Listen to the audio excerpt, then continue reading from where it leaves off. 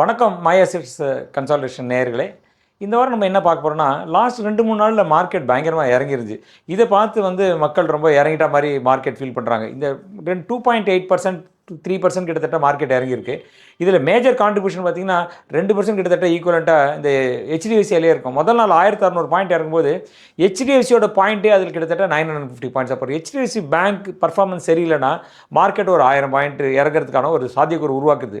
ஆனால் HDFC bank இறங்குறது ஒரு சைடில் இருக்குது. ஆனால் அதோட சைடு எஃபெக்ட்ஸ் பார்த்திங்கன்னா நிறைய பங்குகள் ரொம்ப ரொம்ப இறங்கிட்டே வருது. அப்போ நம்மளுக்கு என்ன மக்கள் ரொம்ப பயப்படுறாங்க. 2-3% இறங்கினா பயப்படுறாங்க. இப்போ நீங்கள் பார்த்தீங்கன்னா நவம்பர் 17-18 பார்த்தீங்கன்னா கிட்டத்தட்ட மார்க்கெட் 65,600 700 இருந்தது.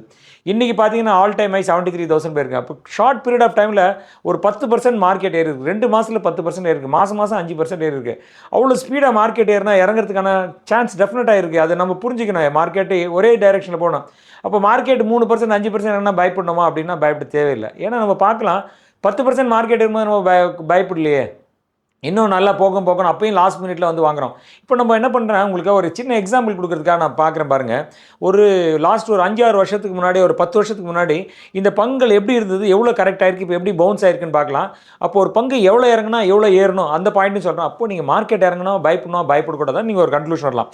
இப்போ நான் உங்களுக்கு ஒரு சிம்பிள் எக்ஸாம்பிளுக்கு ஒரு 10 ஸ்டாக்ஸ் எடுத்திருக்கேன். அதில் ஒரு 7-8 ஸ்டாக் கூட்டி படிக்கிறேன். இப்போ உங்களுக்கு புரியும். டாடா மோட்டர்ஸ் எடுத்துக்கோங்க. 2015 2020 90% இறங்கிடுச்சு. அதாவது 2020 24 1600% இறங்கியிருக்கு. இப்போ நான் இது பின்னாடி கம்பேரிசன் உங்களுக்கு கொடுக்குறேன். நான் 90% இறங்கியிருக்கு. 1200% ஏறுனா பெட்டர் இல்லையா நம்ம பார்க்கலாம். ஐடிசி பார்த்தீங்கன்னா ஒரு 50% வெல்த் டெஸ்ட் ஆயிடுச்சு. 2017 20 அந்த ஸ்டாக்கில் 50% வேல்யூ போயிடுச்சு.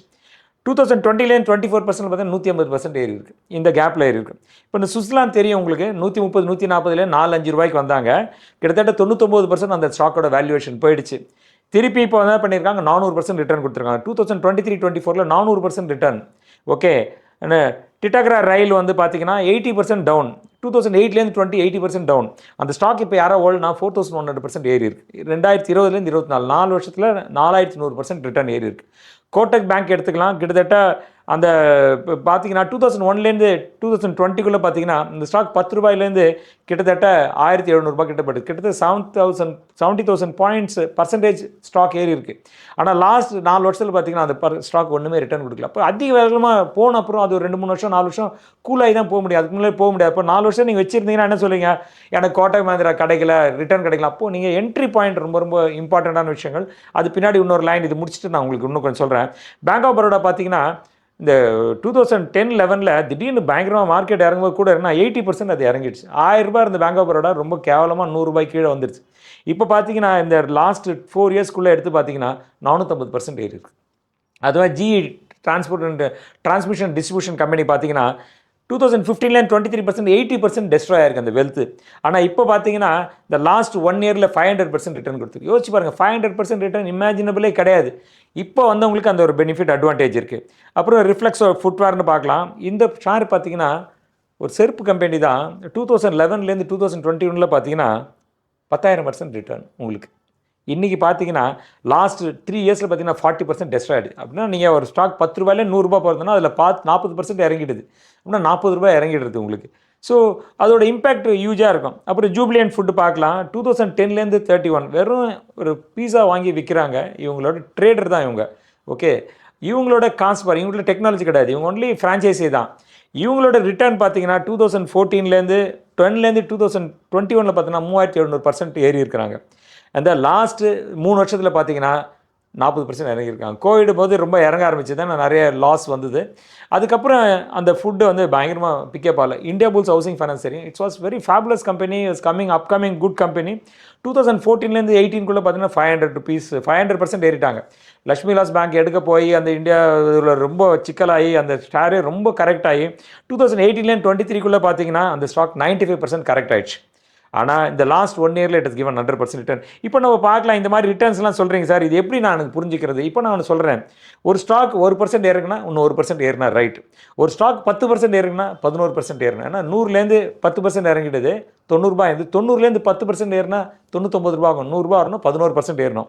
இப்போ ஒரு ஸ்டாக் 20% இறங்கிருந்துன்னு வச்சுக்கோங்க, திருப்பி ஏறினா எவ்வளோ பர்சன்ட் ஏறணும்? 25. நான் இப்போ உங்களுக்கு ஸ்லைடை போடுறேன், இதை ஸ்லைடை போட்டால் உங்களுக்கு புரியும். அந்த ஸ்லைடை பொறுமையாக பாருங்கள். அதே மாதிரி ஒரு ஸ்டாக் 40% ஏறிச்சுன்னா திருப்பி 40% ஏறக்கூடாது, 67% ஏறணும். ஒரு ஸ்டாக் 80% இறங்கிச்சுன்னா திருப்பி 80% ஏறக்கூடாது, 400% ஏறணும். இதுதான் அந்த ஸ்டாக்கோட இம்பாக்ட் வரும்போது. இப்போ இந்த மார்க்கெட் கரெக்ஷனில் நல்லா இது இறங்கியிருக்கு, HDFC பேங்க் இறங்கியிருக்கு. நீங்கள் இதை பாருங்கள், இந்த HDFC பேங்கோட பொட்டன்ஷியல் இருக்குன்னா, HDFC பேங்க் 20% கேகர் கொடுத்துனே இருக்கான். ரொம்ப வருஷமாக 20% க்ரோத் கொடுத்துருக்கான். அப்போ 20% கொடுத்த ஸ்டாக்கில் ரொம்ப ஸ்ட்ராங்காக இருக்க ஸ்டாக் HDFC பேங்க் மாதிரி ஒரு ஸ்டாக் தான் வந்து நின்றுருக்குறாங்க. மீதி ஸ்டாக்லாம் இந்த அளவுக்கு கெப்பாசிட்டியே கிடையாது நிற்கிறதுக்கு. இறங்கினா நான் அப்போ தான் சொன்னேன் இல்லையா உங்களுக்கு, பீக்கில் போயிட்டு இறங்கினா 50%, 70% இப்படி வந்து பர்சன்டேஜ் இறங்கிடும். பட் HDFC பேங்க் அப்படி கிடையாது. It has its own strength HDFC bank.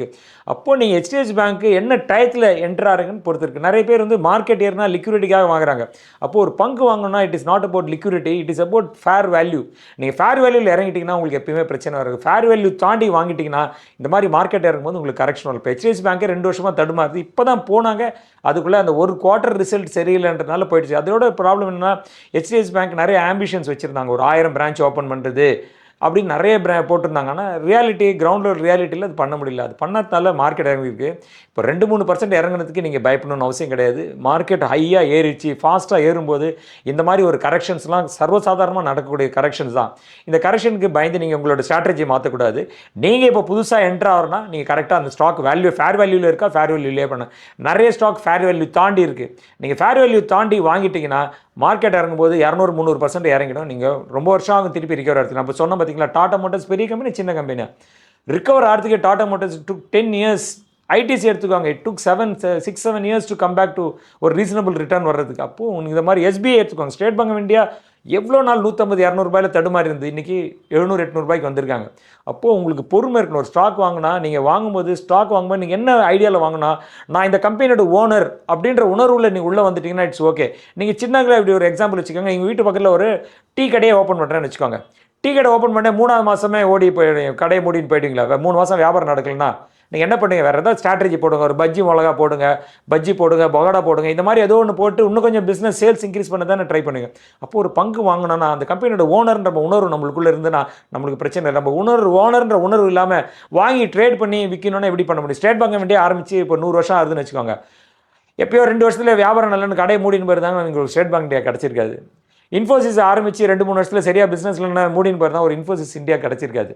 TCS எடுத்துக்காங்க, TCS கிடச்சிருக்கு. அப்போ எந்த பங்குகள் இருந்தாலும் அது வளர்கிறதுக்கான வாய்ப்புகள் கொடுக்கணும். வளர்கிறதுக்கான வாய்ப்பு கொடுக்கும்போது நீங்கள் ஒரு பங்குதாரராக அது உள்ளே போய் சேர்றீங்க, அந்த கம்பெனி உள்ளே சேர்றீங்கன்னா ஃபேர் வேல்யூஷனில் இருக்கும்போது இந்த மாதிரி மார்க்கெட் 3%, 2%, 5%, 10%னா பயப்பட மாட்டீங்க. ஏன்னா you are looking for a long term. இப்போ லாங் டேர்ம் இன்வெஸ்டர்ஸ்க்கு இந்த 2%, 3% பிரச்சனை கிடையாது.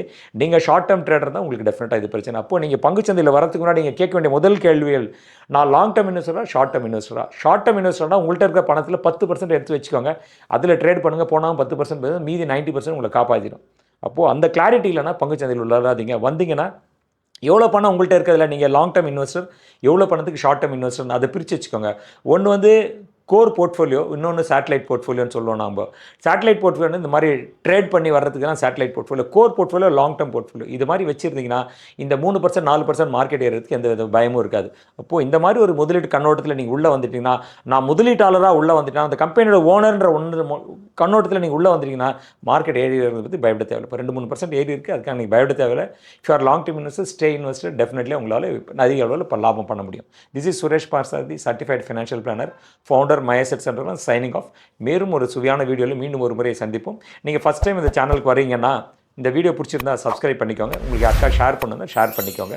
உங்களுக்கு ஏதாவது வீடியோ வேணும்னா கமெண்ட் பாக்ஸில் கமெண்ட்டில் போடுங்க, நாங்கள் அதை பார்த்துட்டு உங்களுக்கு வீடியோ பண்ணுறதுக்கான வாதி கொடுக்குறோம். பை தென்.